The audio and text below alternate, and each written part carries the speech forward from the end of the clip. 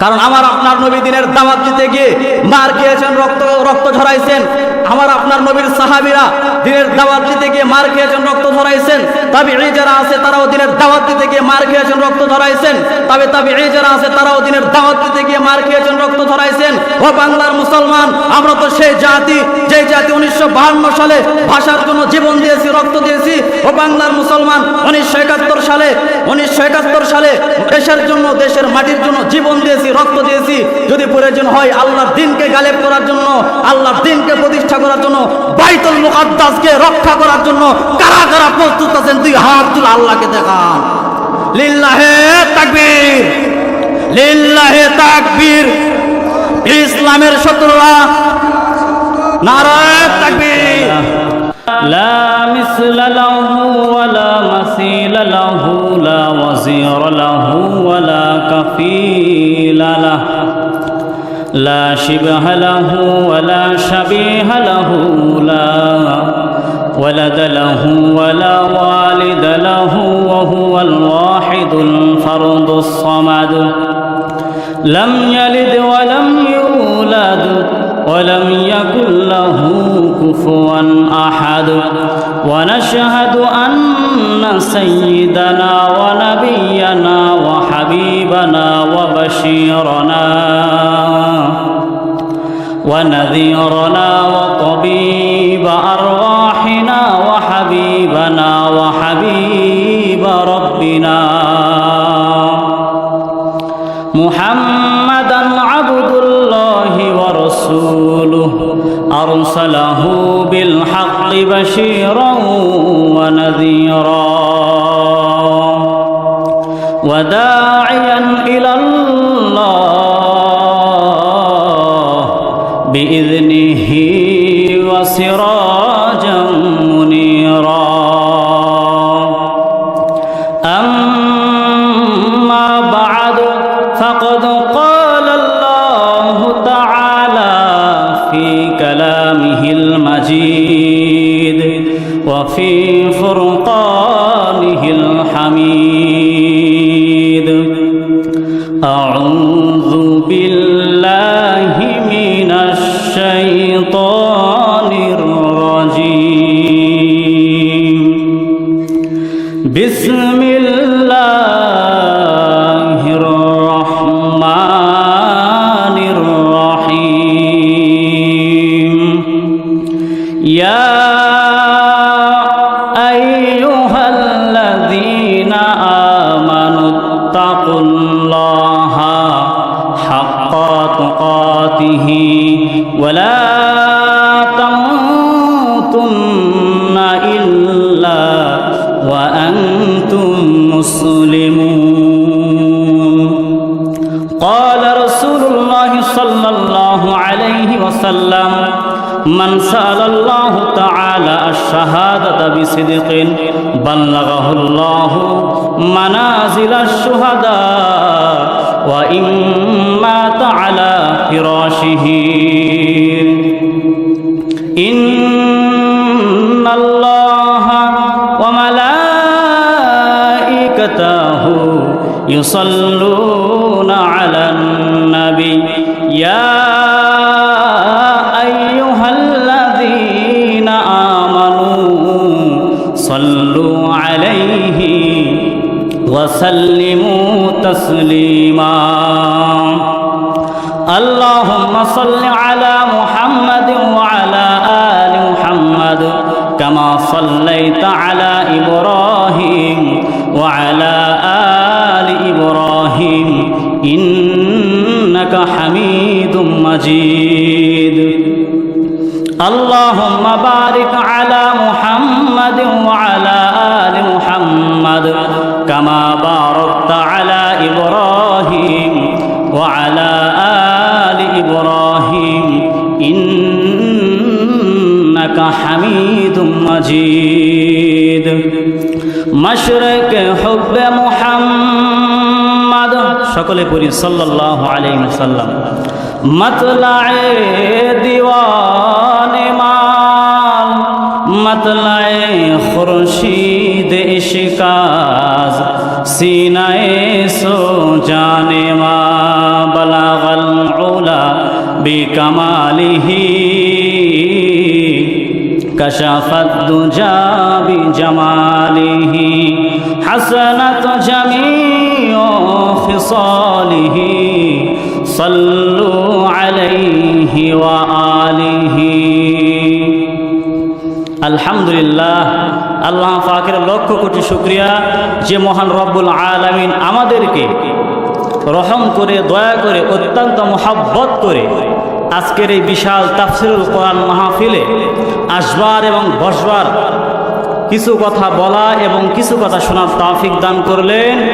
এজন্য সকলে পড়ি আলহামদুলিল্লাহ। আসলে শুকরিয়া শুধু এতটুকুর ভিতরে সীমাবদ্ধ নয়, কোরআন হাদিস খুঁজে শুকরিয়া করার তিনটি কারণ বড় বড় পেয়েছি। কয়টি? তিনটি কারণ। আর শুকরিয়া করলে কি লাভ আর শুকরিয়া না করলে কি ক্ষতি, এই বিষয়ে ছোট্ট একটি হাদিস, ভূমিকা টানবো না কারণ সময় নেই। আল্লাহ নবী মূসা রাস্তা দিয়ে যাইতেছে, যাওয়ার সময় দেখতেছে একজন আল্লাহর বান্দা দাঁড়ায় দাঁড়ায় কাঁদতেছে। কি করতেছে? দাঁড়ায় দাঁড়ায় কাঁদতেছে। আল্লাহ নবী মূসা রাস্তা দিয়ে যাইতেছে, যাওয়ার সময় দেখতেছে একজন আল্লাহর বান্দা দাঁড়ায়া দাঁড়ায়া কাঁদতেছে। আল্লাহ নবী মূসা বলতেছে, রে আল্লাহর বান্দা, তুমি কেন কান্না করতেছ? বলতেছে, হুজুর, আল্লাহ তাআলা আমাকে এত অর্থ সম্পদ দান করেছে, যে অর্থ সম্পদের কারণে আমি আল্লাহ তাআলার গোলামি, আল্লাহ তাআলার দাসত্ব ঠিক মতন করবার পারি না।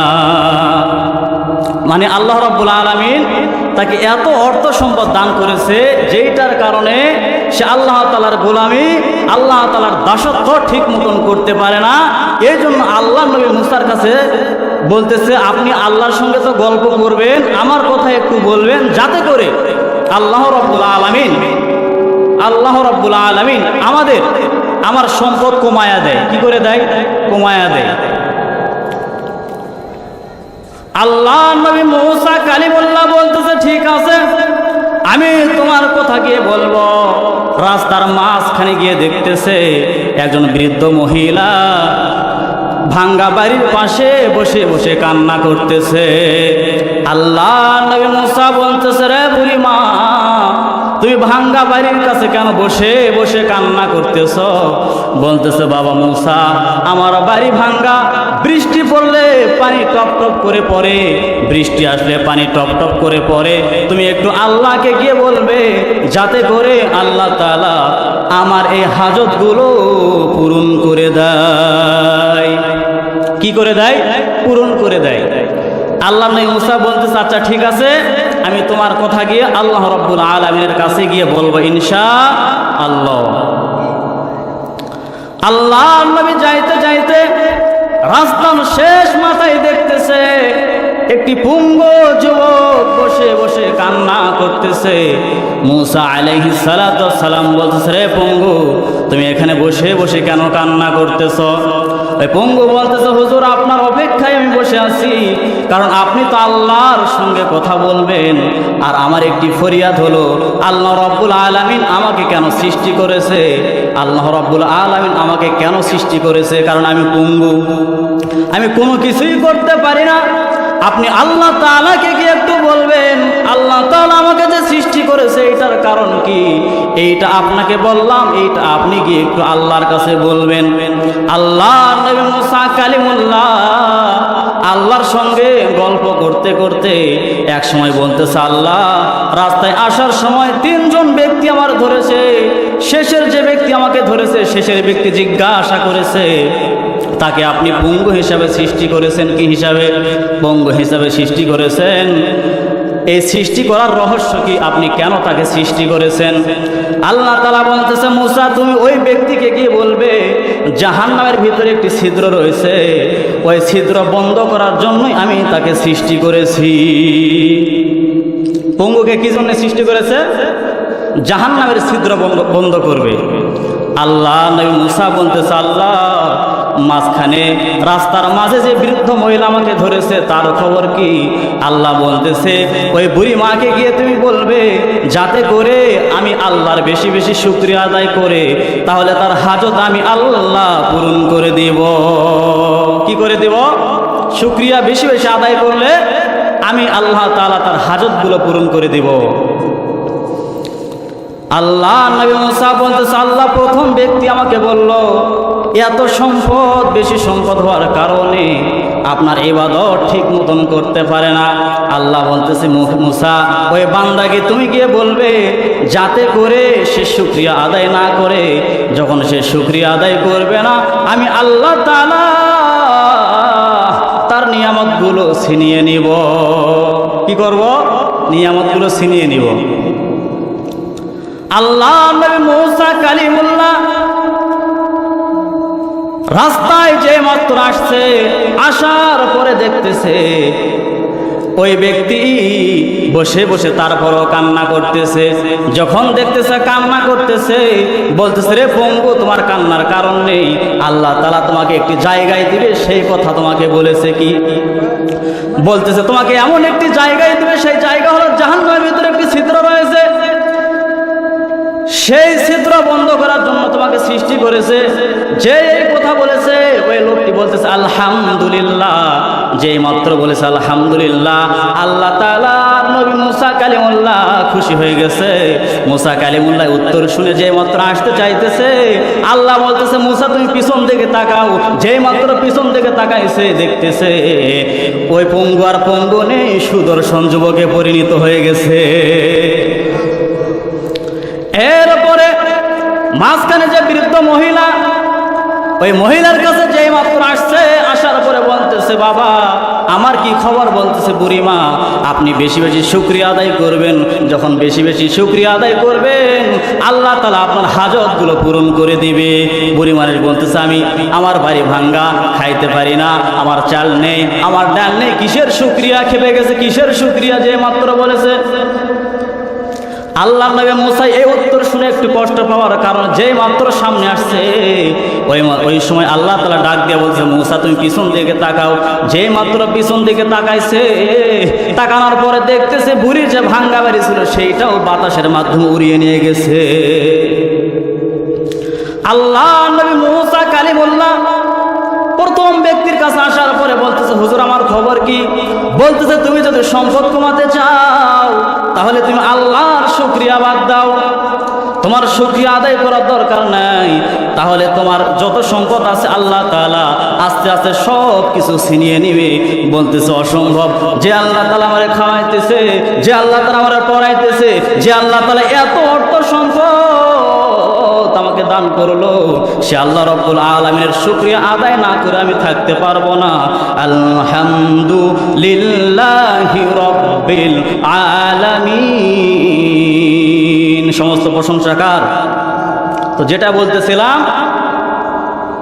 শুকরিয়ার বড় বড় তিনটি কারণ হলো, এক নম্বর আল্লাহ রাব্বুল আলামিন আমাদেরকে রহম করে দয়া করে মহাব্বত করে আল্লাহ তাআলা কোন বিধর্মীর ঘরে না পাঠায়া মুসলমান হিসাবে মুসলমানের ঘরে দান করেছে, কবুল করেছে। জোরে বলেন কথা ঠিক কিনা? দুই নম্বর কারণ হলো আল্লাহ রাব্বুল আলামিন এমন একজন নবী আমাদেরকে দান করেছে যেই নবী কিয়ামতের ময়দানে আল্লাহ রাব্বুল আলামিনকে বলবেন আল্লাহ যতক্ষণ না পর্যন্ত আমার সমস্ত উম্মত জান্নাতের ভিতর প্রবেশ করবে না আমি রাসূল ততক্ষণ পর্যন্ত জান্নাতের ভিতর ঢুকবো না। সেই রাসূলের উপর একবার দরুদ পড়ি, সকলে পড়ি সাল্লাল্লাহু আলাইহি ওয়াসাল্লাম। তিন নাম্বার কারণ হলো আল্লাহ রাব্বুল আলামিন এমন একটি কিতাব আমাদেরকে দান করেছে যেই কিতাবের শুরুতে বলা হয়েছে জালিকাল কিতাবু লা রাইবা ফিহি হুদাল লিল মুত্তাকিন। এটি এমন একটি কিতাব যেই কিতাবের ভিতরে কোনো সন্দেহ নেই, যেই কিতাবের ভিতরে কোনো ধোঁকাবাজি নাই, যেই কিতাবের ভিতরে কোনো সন্দেহের অবকাশ নেই। তো এখানে দুইটি কথা আমরা বুঝতে পারলাম, একটি হলো আল্লাহ তাআলার শুকরিয়া, দ্বিতীয়টি হলো রাসূলের প্রতি মহাব্বত এবং দরুদ। আল্লাহ রাসূলের প্রতি কেমন মহাব্বত করতে হবে দেখেন। ইমাম মালিকের বাড়ি ছিল মক্কায়, কিন্তু নবীর মহাব্বতে গেলেন, ছুটে গেলেন মদিনায়। কোথায়? মদিনায় ছুটে গেলেন। ইমাম মালিকের বাড়ি ছিল মক্কায়, নবীর মহব্বতে ছুটে গেলেন মদিনায়। যতদিন মদিনায় থাকলেন কোনোদিন জুতো স্যান্ডেল পায়ে দিলেন না। ওই মদিনার মাটি নিজের গায়ে মাখতেন আর বলতেন, মদিনা রে, আমি ইমাম মালিক না হইয়া যদি তোর বুকের ধুলি হইতাম, রে ইমাম মালিক, আমি ইমাম মালিক না হইয়া যদি এই মদিনার বালি হইতাম তাহলে আমার জীবন বড় ধন্য হয়ে যেত। এরকম ভাবে কান্না করতে করতে বেহুশ অবস্থায় যখন পড়ে যায়, আল্লাহর নবী আর রজায় নেই, ইমাম মালিকের শিওরে এসে দাঁড়ায় গেছে, মাথায় হাত দিয়া বলে, ইমাম মালিক, এমন করে কাঁদো না, তুমি এমন করে কাঁদো না। এই মদিনা আগে ইয়াসরিব ছিল, মদিনা ছিল না। আমি রাসূলকে কোলে নেওয়ার কারণে হয়েছে মদিনা। রে ইমাম মালিক, আমার প্রত্যেকটা উম্মতকে তুমি বলে দিবে যাতে করে তারা রাসূলের বিধান, আল্লাহর কোরআন মতে জীবন যাপন করে। তারা যদি আল্লাহর কোরআন, রাসূলের হাদিস মোতাবেক জীবন যাপন করে, তাহলে আমি নবী বলে দিলাম, তারা শুধু মদিনা নয়, এক একটি মদিনার চাইতেও তারা দামি হয়ে যাবে। যে আয়াত আমি তেলাওয়াত করেছি, সময় খুব কম, সময় নেই। ইয়া আইয়ুহাল্লাযীনা আমানু তাকুল্লাহ হাক্কা তুকাতিহি ওয়া লা তামুতুন্না ইল্লা ওয়া আনতুম মুসলিমুন। আল্লাহ তাআলা এখানে বলতেছে, ঈমানদারদেরকে লক্ষ্য করে চারটি বিষয় বলতেছে। এক নম্বর হলো ইত্তাকুল্লাহ, আল্লাহর ভয়। দুই নম্বর হলো হাক্কা তুকাতিহি, যথাযথ ভয়। তিন নম্বর হলো ওয়া লা তামুতুন্না, মৃত্যুবরণ নয়, ইল্লা, তবে ওয়া আনতুম মুসলিমুন, মুসলমান হয়ে মৃত্যুবরণ করতে হবে। এখানে চারটি কথা বলেছে। এখন ঈমানদার কারা? ইয়া আইয়ুহাল্লাযীনা আমানু, আল্লাহ রাব্বুল আলামিন ঈমানদারদেরকে লক্ষ্য করে বলতেছে। তবে ঈমানদার কারা জানতে হবে না? বাংলাদেশের মুসলমান আসলে কি ঈমানদার, নাকি ফিলিস্তিনের মুসলমান ঈমানদার? ফিলিস্তিনে ইস্যু চলতেছে না? হ্যাঁ, ফিলিস্তিনের ছোট্ট শিশুকে জিজ্ঞাসা করা হলো, তোমার কি ভয় হয় না? উপর দিয়ে ইসরায়েলি বাহিনীর বিমান চলতেছে। তখন সে মারাত্মক একটু উত্তর দিয়েছে, আমি কেন ভয় করব? সে কি ভয় করে না? সেই বিমানের উপর আমার আল্লাহ রয়েছে। দেখছেন? এখন যদি ফিলিস্তিন থেকে যদি ডাক আসে জিহাদের, কারা কারা যাবেন দেখি? দুই হাত তুলে আল্লাহকে দেখান তো। লিল্লাহে তাকবীর, লিল্লাহে তাকবীর। ইসলামের শত্রুরা লিল্লাহে তাকবীর। কারণ আমার আপনার নবী দিনের দাওয়াত দিতে গিয়ে মার খেয়েছেন, রক্ত ঝরাইছেন। আমার আপনার নবীর সাহাবীরা দিনের দাওয়াত দিতে গিয়ে মার খেয়েছেন, রক্ত ঝরাইছেন। তাবিঈ যারা আছে তারাও দিনের দাওয়াত দিতে গিয়ে মার খেয়েছেন, রক্ত ঝরাইছেন। তাবিঈ যারা আছে তারাও দিনের দাওয়াত দিতে গিয়ে মার খেয়েছেন, রক্ত ঝরাইছেন। ও বাংলার মুসলমান, আমরা তো সেই জাতি, যে জাতি 1952 সালে ভাষার জন্য জীবন দিয়েছি, রক্ত দিয়েছি। ও বাংলার মুসলমান, 1971 সালে দেশের জন্য, দেশের মাটির জন্য জীবন দিয়েছি, রক্ত দিয়েছি। যদি প্রয়োজন হয় আল্লাহর দ্বীনকে গালেব করার জন্য, আল্লাহর দ্বীনকে প্রতিষ্ঠা করার জন্য, বাইতুল মুকাদ্দাসকে রক্ষা করার জন্য কারা কারা প্রস্তুত আছেন? দুই হাত তুলে আল্লাহকে দেখান। লিল্লাহে তাকবীর, লিল্লাহে তাকবীর। ইসলামের শত্রুরা নারায়ে তাকবীর। আলহামদুলিল্লাহ, আমার সময় শেষ, আরো বক্তা রয়েছে, বেশি সময় কথা বলতে পারলাম না। আল্লাহ রাব্বুল আলামিন আমাদেরকে কবুল করুন এবং এই মাহফিলকে কবুল করুন।